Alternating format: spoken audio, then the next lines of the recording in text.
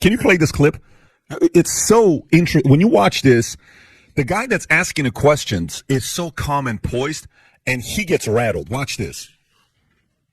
To look at this and say the reason that the Russian army is on NATO, the Russian army is at NATO's doorstep is because NATO has expanded rather than the Russians expanding. That, in other words, NATO has moved closer to Russia rather than Russia moving closer to NATO. Is that not an accurate way to look at this? I think that's the way President Putin probably looks at it. It's certainly not the way that we look at it. You don't think that NATO has expanded eastward toward Russia? NATO has expanded, okay. and the expansion has been a good thing for. So the reason that the Russian army is at NATO's doorstep is not the fault of the Russian army.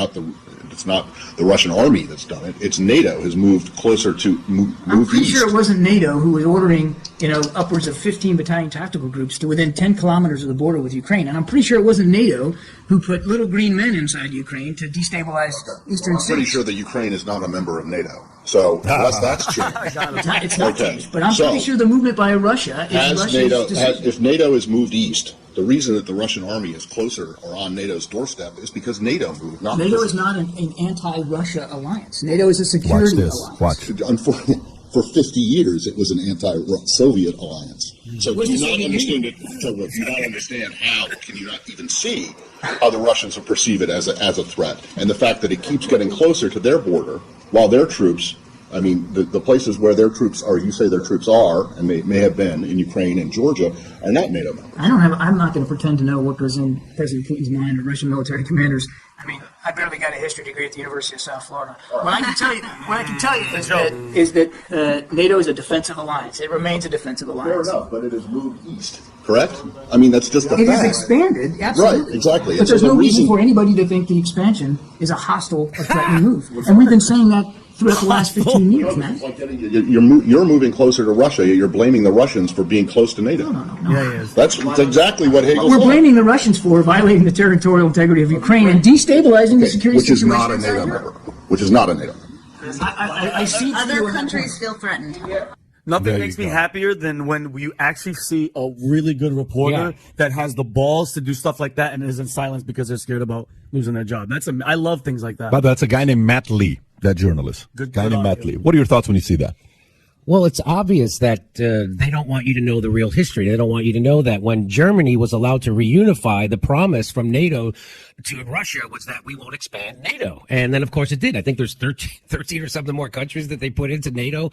And now they wanted to put Ukraine into NATO or threaten to do that. That would be like if Russia got into a military alliance with Mexico and they wanted to start putting military bases in Mexico. We wouldn't allow that. We wouldn't allow it. And just like what happened in Cuba with the missile crisis in the 60s, we wouldn't allow stuff like that. But we're doing that. And people they don't want you to know that this NATO is not a defensive. It is offensive. This is a war that was started and provoked by NATO and the West. Zelensky ran on peace. He ran on bringing the country back together, right? The Russian speakers in the East, the Donbass. But he didn't do it. So why? Because he got threatened by NATO and the ultra-right, the Nazis in Ukraine.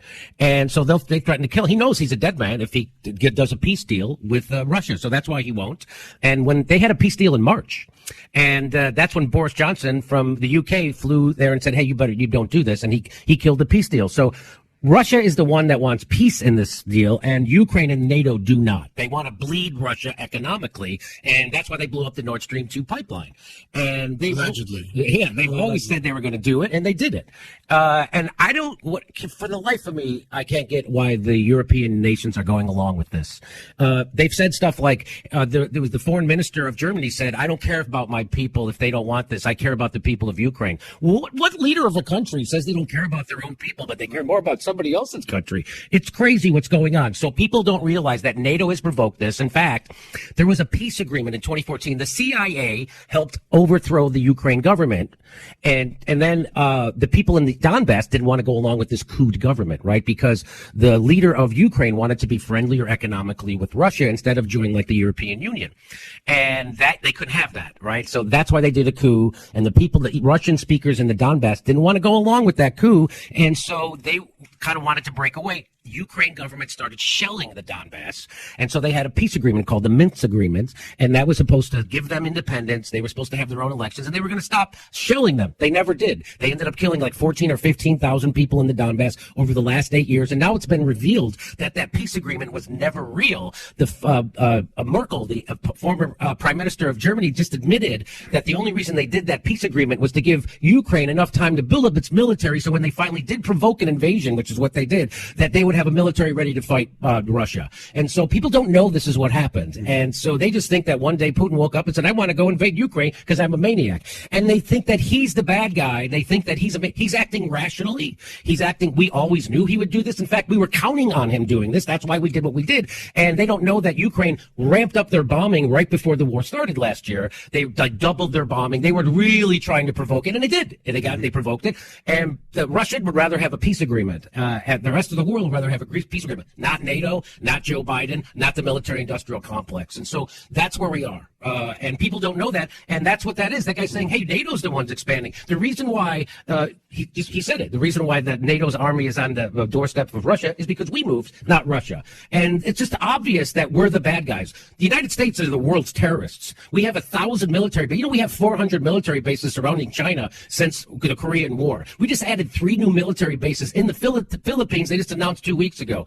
This is how all empires end. We're overextending militarily while we have people living under every bridge. People don't have health care, a living wage. Half the country can't afford a $500 emergency. 80% of workers live paycheck to paycheck. 50% of wage earners earn $30,000 or less. People go bankrupt when they get sick in this country. We have homeless people everywhere, and that's because our government is 100% corrupted. It's the people think that it's corrupted like, oh, Joe Biden gave his kid a no-show job on a Ukraine energy board, or Donald Trump gave his kid a deal with the Saudi. No. That's regular corruption. I'm talking about 100%. Everything the government does, it only does it because of corruption, and that's the only way the wheels get greased is through corruption. That's why we can send $100 billion to Ukraine without any oversight, and we still won't send it to our own cities to fix our homelessness or our bridges that those homeless people are living under. We won't even fix our own goddamn country. So people don't realize that this is pretty much a banana republic. We're at the end. This is the end of this empire.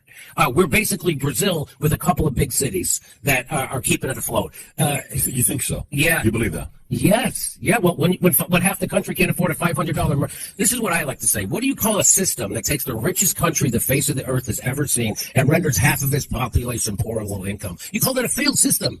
And that's what we're living in. And people think we're going to be able to vote our way out of this. What we have to do is get people in the streets. So when someone like AOC has 13 million Twitter followers and Bernie Sanders says, they're supposed to tell people to get in the streets, shut stuff down, protest, and take our government back. But they won't because they're part of the system. And that's what I'm trying to wake people up. And it's worse off having people like Bernie Sanders and AOC in the Democratic Party in government, even though Bernie claims he's an independent, he's a Democrat. And why is it worse? Because it gives people a false impression that there's somebody actually fighting for you in government. So there isn't. So the only way we can have change and get people into the streets is when they lose faith in the system. And we have to get them. We have to disabuse them of the idea that there is somebody fighting for them in the system, and there isn't.